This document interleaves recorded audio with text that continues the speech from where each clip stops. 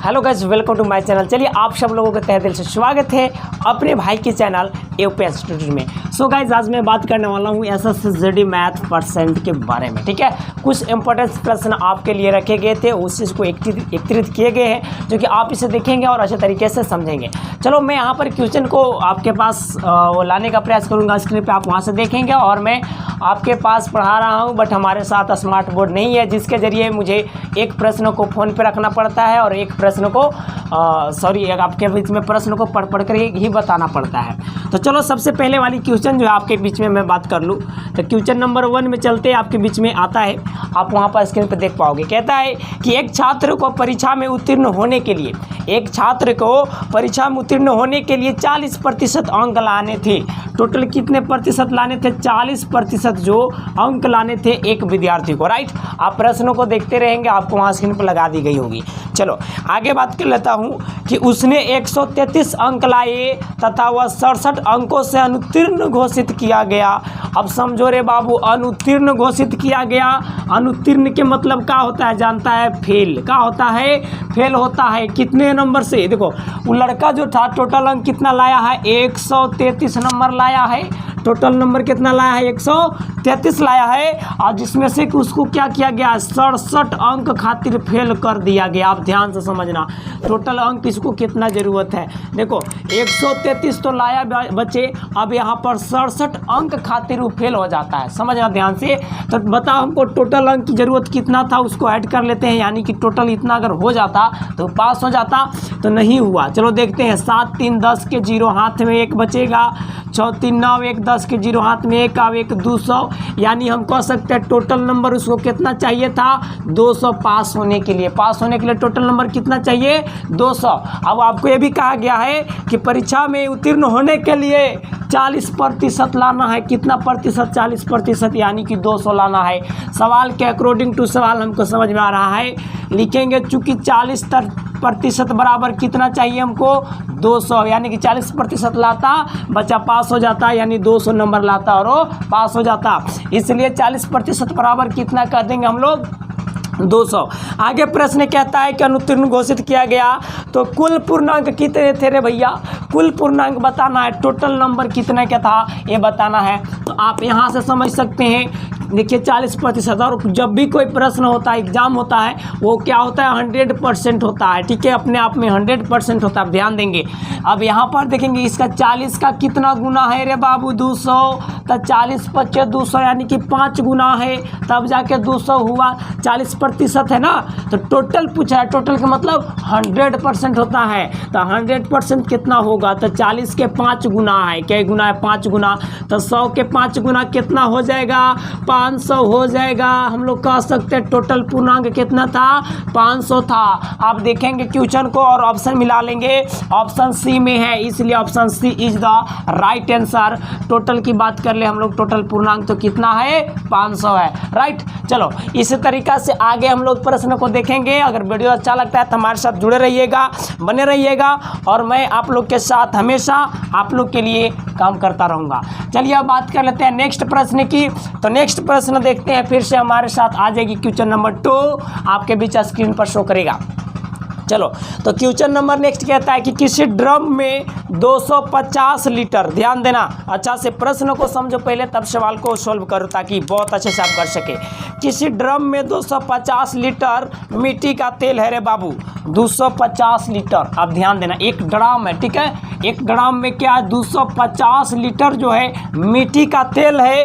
अब बताता है कि 5% तेल टपक कर बाहर गिर जाता है। ध्यान देना, 5% तेल जो है टपक कर कहाँ चल जाता है? बाहर गिरा जाता है। अब देखिए ड्रम में अब कितने प्रतिशत तेल शेष बचे हैं, इसके बारे में बात करना है। तो देखो टोटल कितने थे? 250 लीटर थे। 250 लीटर के मतलब क्या हुआ? जब भी कोई चीज़ होता है अपने आप में कितना होता है? वो 100%। ठीक है, चाहे वो टोटल 2 लीटर होता, टोटल 5 लीटर होता, कि टोटल 250 लीटर है, कि टोटल 200 लीटर है, वो अपने आप में कितना होता है रे बाबू?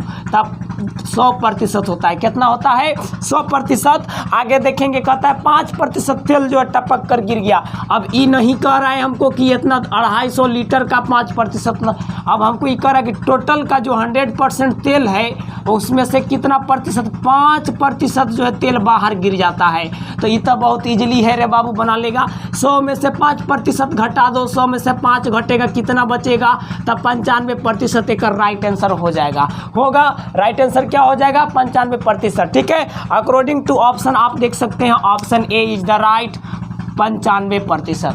समझ में आया? यहाँ सवाल ये नहीं कर रहा है कि 250 में से कुछ लीटर का इतना प्रतिशत, इस तरह से नहीं कर रहा है। ये कह रहा है कि एक ड्रम में टोटल 250 लीटर तेल था और उसमें से 5% जो तेल है गिर गया, यानी कि टोटल 100% तेल था रे बाबू। अब 100% में से 5% तेल बाहर आ गया, हमको 95% बच गया। चलो आगे की ओर चलते हैं, फिर से नेक्स्ट प्रश्न देखेंगे। अगला प्रश्न आपके बीच में आएगा। चलिए अगला प्रश्न बहुत इंपॉर्टेंट प्रश्न, आप ध्यान से देखेंगे और ध्यान से पढ़ेंगे ताकि अच्छे से समझ सके। चलो नेक्स्ट प्रश्न कहता है, क्वेश्चन नंबर हम लोग 3 की बात कर लेंगे अब। कहता है एक व्यक्ति अपनी आय का 60%, एक व्यक्ति अपने आय का 60% खर्च कर देता है, तो यदि उसकी मासिक आय 3000 रुपया है रे बाबू। देखो रे बाबू, एक व्यक्ति है जो अपने आय का माने अपने इनकम का 60%, कितना? 60% जो है खर्च कर देता है। क्या करता है? खर्च कर देता है। और उसका टोटल जो इनकम है वो 3000 है। अब ध्यान देना ध्यान से, आगे प्रश्न कहता है 3000 है, तो बताइए उसकी मासिक बचत रुपए में कितना होगा? मासिक बचत बताना है, यानी कि हम कह सकते हैं, ध्यान देना इस पर, बहुत अच्छा सवाल है, कि टोटल 3000 कमाता है वो बंदा, तो 3000 का मतलब कितना होता है? 100%। टोटल 100% उसका हुआ, 3000 कमाता है, जिसमें से वो क्या करता है? 60% को बांट खर्च कर देता है अपनी खर्च में। ठीक है, तब बताओ बचत कितना उसका होता होगा? 100% से 60% खत्म करता है, तो उसको कितना प्रतिशत बचेगा? 40% बचेगा रे बाबू। कितना बचेगा? 40%। अब ध्यान देना बहुत अच्छा से, प्रश्न बहुत इंपॉर्टेंस है कि 3000 का 60% खत्म कर दिया टोटल का, तो उसका 40% बचा। तब बहुत ईजी है कि आप इसको निकाल लो आसानी से कि 3000 का 40% निकालो रे बाबू। ये सब संतरे 8वें से पढ़ते आ रहा होगा। 500 का 40%, 900 का 30%, 800 का 20% ज्ञात करे। तब बस सेम चीज़ है, 3000 का 40% निकाल देना है। क्या इजीली सवाल है, आप निकाल सकते हो, कर लो आसानी से। 3000 का 40% बटा में 100 करेंगे, 1 0 कट जाएगा। आप करेंगे गुना तो 4 तिहाई कितना हो जाएगा? 12 हो जाएगा, और 00, यानी हम कह सकते हैं रे बाबू उसका 40% पैसा बचाता है, तो कितना होता है? 1200 रुपया बचता है। ध्यान दीजिएगा, 3000 रुपया कमाता है, 60% खत्म कर देता है, 40% बचाता है, यानी उसको रुपया में देखें तो 1200 रुपया क्या करता है? वो बचाता है। ठीक है, चलो अगला प्रश्न देखेंगे गाइज, हम लोग बने रहिए हमारे साथ। अब अगला प्रश्न को लेकर के चलेंगे हम लोग आपके बीच में। चलो फिर से अगला प्रश्न, क्वेश्चन नंबर 4 आ गई है। बहुत मोस्ट इंपोर्टेंट प्रश्न चल रही है, आप ध्यान देंगे और अच्छे से तैयारी करेंगे और पढ़ेंगे। ठीक है, आप बेसिक वाला वीडियोस को नहीं देखें तो आप जाएंगे मेरे होम पेज चैनल पे एंड वहाँ पर जा करके जरूर देख लीजिएगा बेसिक। ठीक है, परसेंटेज का जो है आपका बेसिक वीडियोस पढ़ा गया है, सेकंड वीडियोस भी आ गए थे। अभी आपके बीच में थर्ड वीडियोज है, जो कि आपको मैं छोटे छोटे वीडियोज करके दे रहा हूँ, पार्ट बाई पार्ट, ताकि आप अच्छे से पढ़ सको। अगला प्रश्न देख लेंगे, क्वेश्चन नंबर 2 कहता है यदि बी की अपेक्षा, आपका स्क्रीन में आ जाएगा। ठीक है, सॉरी क्वेश्चन नंबर 2 नहीं, अब यहाँ 4 में हम लोग है ना। क्वेश्चन नंबर 4 कहता है कि यदि बी की अपेक्षा ये 25% अधिक कमाता है। ध्यान देना, बी की अपेक्षा 2 गो नाम दिया गया, एगो ई एगो बी है। ठीक है, तो बी की अपेक्षा जो है ए 25% क्या करता है? अधिक कमाता है रे बच्चा। तो बताओ ए बी से कितना कम कमाता है? ए जो है बी से कितना कम कमाता है, ये बताना है हमको। ये 25% इससे ज़्यादा कमाता है ना, बी जो है ए की अपेक्षा 25% ज़्यादा कमाता है। ध्यान देना, तो इसके लिए हमको कुछ नहीं करना, बस ध्यान देना, लिख देंगे बाबू ऊपर में 25 सॉरी मार्कर भी लगता है ख़त्म है, लिख देंगे ऊपर में 25, नीचे लिखेंगे 100 माने 25%। अब समझो 25% तक कितना ज़्यादा कमाता है रे 25, तब 25 जोड़ देंगे, ज़्यादा कमाता है तो अगर कम रही तो इसमें माइनस कर देंगे, ठीक है। 100 में से 25 घटा के लिखेंगे, लेकिन ये ज़्यादा की बात कर रहा है, 25% ज़्यादा कमाता है तो 25% इसमें जोड़ लेंगे, ठीक है। अब यहाँ पर बाबू रे प्रतिशत के लिए गुना में 100% कर देंगे।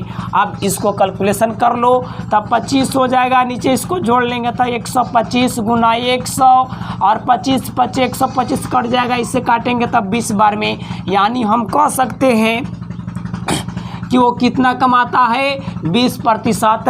20% जो है उसका कम कमीनी होता है, कम इनकम होता है। इसका राइट आंसर क्या हो जाएगा 20%। आप ध्यान देंगे according to option B is the right answer. Okay, चलो अगला प्रश्न फिर से देख लेते हैं, फटाफट से अगला प्रश्न को देखते हैं और बहुत अच्छे से समझेंगे, बहुत इंपॉर्टेंट प्रश्न है आपके बीच में लाए जा रहे हैं।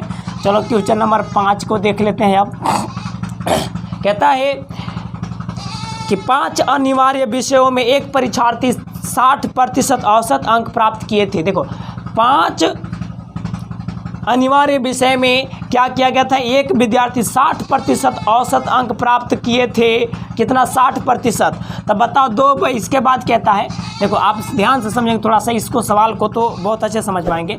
औसत बता रहा है, औसत के मतलब क्या होता है, एवरेज होता है, एक एवरेज बता रहा है 5 विषय में वो कितना कितना कमाया 60%, यानी कि एगो में अगर 100 का 60% 60 हुआ, तब 5 गो सब्जेक्ट में वो टोटल अंक प्राप्त करता है, 5 गो एवरेज बताता है 60% का, तो टोटल 5 विषय में कितना कमा जाएगा 6 पचे 30, यानी कि हम कह सकते हैं 300 अंक जो है उसको प्राप्त होता है। टोटल कितने अंक प्राप्त होता है 300 अंक प्राप्त होता है 5 विषय में, केवल कितने विषय में 5 विषय में, हम कह सकते हैं इसको में 5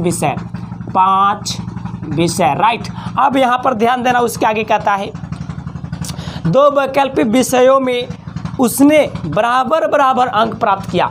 बहुत अच्छा समझा, 2 वैकल्पिक विषय है, अतिरिक्त विषय है, उसमें क्या क्या वैकल्पिक कह सकते हैं, वैकल्पिक ना, चलो वैकल्पिक विषय में, तो वैकल्पिक विषय में कितना कमाता है उसने, सॉरी कमाता नहीं, अंक प्राप्त करता है। तो अंक कितने अंक प्राप्त करता है गाइस, तो मैं बता दूं तो बराबर करता है। अब तो यहाँ पता नहीं है रे बाबू हमको, यहाँ कह रहे केवल कि बराबर लाता है, कितना बराबर लाता है रे, आई 10 के बराबर, 20 के बराबर, 50 के बराबर, हम लोग का ही पता नहीं ना है, आई डोंट नो। हाँ समझ ले बच्चा। तो ऐसे स्थिति में क्या करते हैं, हमनी मैथ पढ़ते पगलाल जा रहा होगा माता की माना कि फलना ढिकना x है y है, कर लेते हैं ना z, तब वही चीज़ यहाँ पर क्रिया करना होगा। हमको बराबर वैकल्पिक विषय के अंक नहीं दिया है, केवल कह दिया कि 2 के बराबर है, तब मान लेते हैं वैकल्पिक विषय में जो है एगो विषय में कितना मिलता है हमको x अंक मान लेते हैं, x मान लेते हैं, कितना मान लेते हैं x मान लेते हैं, x y a b c d z कुछ भी मान लो रे भैया, चलो x मान लेते हैं। तब यहाँ पर अगर बात कर लेते हैं, तब प्रश्न आगे सुन लो, प्रश्न कहता है कि इन दोनों विषयों के अंक जुड़ने पर, अब देखो ये जो वैकल्पिक विषय 2 गो है ना, ओकर अंक अगर जोड़ देते हैं ओकरा में, तो जोड़ने के बाद जो है 4% गिरावट आ जाता है, यानी कि 4% जो है उसका जो है गिरावट आ जाती है, कम हो जाता है। तो चलो गाइज यहाँ प्रश्न कहता है हमारे साथ, आगे कहता क्या है कि देखिए 7 विषय का औसत हो जाता है तो गिर जाता है क्या प्रतिशत, 4%। तो यहाँ पे हम कह सकते हैं बाबू कि 7 विषय का औसत अगर ले लेते हैं, 7 विषय ना, 7 सब्जेक्ट का औसत लेते हैं, 7 सब्जेक्ट का एवरेज लेते हैं, तो 4% का होता है, गिर जाता है, यानी कि टोटल 60 था तो 60 में से 4% ख़त्म कर दो, कितना बचेगा रे बाबू 56 के एवरेज आ जाता है, कितना आ जाता है 56 आ जाता है। तब ध्यान देना इस पर 56 आ जाता है, तो टोटल मैंने 7 विषयों की बात अगर कर ली तो हमारे साथ क्या हो जाएगा, 7 विषय का 56 के साथ मल्टीपल कर देंगे 56 के साथ, यानी कि टोटल अंक कितना हो जाएगा हमको, देखो 7 विषय का औसत है कितना हो जाता है फिर वो, तो 56 हो जाता है, 56% हो जाता है। तो हमको इसलिए इसमें निकाल देते हैं, तो 7 का 56 से गुना करेंगे तो 7 छक 42 के दूरे हाथ में बाबू 4 7 5 35 और 4 जोड़ेंगे 39, यानी कि कह सकते हैं टोटल सब्जेक्ट में अंक जो हमको आया वो 392 आ गया। 5 गो सब्जेक्ट जोड़ के और 7 गो सब्जेक्ट ई जोड़ के, 7 गो नहीं 2 गो जोड़ के वैकल्पिक विषय वाला तो 7 हुआ, 7 गो का जब कर लिए तो कितना आ गया 392 आ गया। ठीक है, चलो आगे हम लोग प्रश्न को देखते हैं। थोड़ा सा मेरी पासवर्ड लग गई फ़ोन पर, ध्यान दीजिएगा, प्रश्न को पहले समझ लेंगे इसके बाद ही हल करेंगे। तो यहाँ पर कहता है उसने प्रत्येक वैकल्पिक विषय में कितने प्रतिशत अंक प्राप्त किए। अब ध्यान देना हमको, चलो यहाँ पे हम लोग इसका योग कर ले रहे बाबू, योग निकाल ले तो कैसे निकलेगा, ध्यान देना। योग कर लेते हैं हम लोग तो क्या हो जाएगा, देखना यहाँ पे 7 सब्जेक्ट ध्यान देना रे बाबू। तो 7 सब्जेक्ट जो है हम लोग का क्या होता है, 7 गुना में 56 करके 92, तो आ गया मेरा टोटल अंक के बात कर रहे थे। लेकिन 7 सब्जेक्ट में क्या होता है, 2 गो सब्जेक्ट मेरा होता है, यहाँ ध्यान देना, इसी पर चल लेते हैं हम लोग। 2 गो सब्जेक्ट है वैकल्पिक, यानी कि 2x कहेंगे, और प्लस में जोड़ेंगे 5 गो सब्जेक्ट के अंक रे बाबू। तो 5 गो सब्जेक्ट के अंक कितना है, 300 है, तो 300 लिखना होगा। देखो ये 5 गो सब्जेक्ट के अंक लिखल है रे बाबू, यहाँ 2 गो सब्जेक्ट के अंक लिखल है जो वैकल्पिक है। अब टोटल मिला के कितना आ जाता है, तो 392 आ जाता है। यहाँ लिखा गया है 7 का अंक कितना आता है, तो 392। तो अब बताना है हमको यहाँ पर कि वैकल्पिक विषय का मान कितना आता है, मैंने x का वैल्यू ज्ञात करना है, ध्यान देना।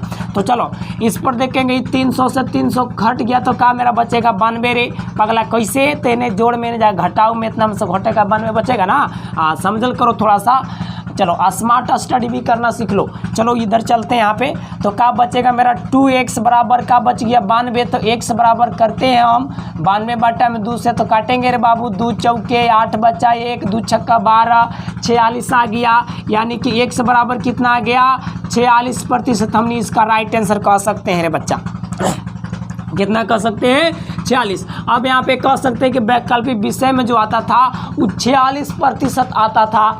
2 गो सब्जेक्ट जो वैकल्पिक ऐड किया वो 46 नंबर का था, समझ गए। चलो इस तरीके से इसका राइट आंसर हो गया आपका 46%। Option number A is the right. Clear, चलो आगे की ओर चलते हैं फिर।